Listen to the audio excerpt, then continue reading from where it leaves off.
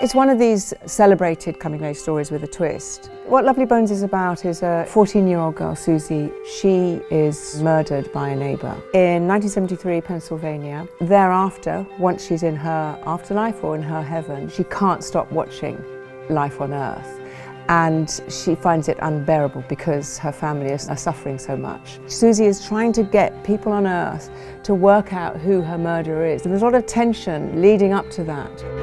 Her heaven is high school, it doesn't go beyond that, and she's got all this hope and this desire to discover. And it presents people in a very non-judgmental way, and Alice does that in the book, and Bryony's captured that in the play. You know, Susie's watching them from heaven, but it's all very human and relatable.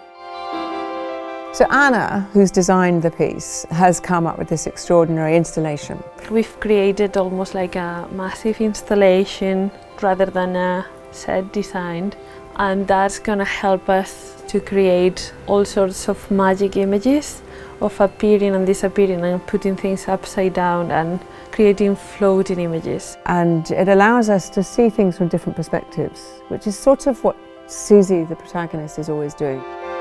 I think the thing that interests me the most about Lovely Bones is make-believe. Narrative and make-believe and storytelling becomes an important part of the healing process in times of real trauma and grief. It's such a beautiful story, and I really like that it's not about the murder. It's about the aftermath of that and the grief process of that and how that affects families.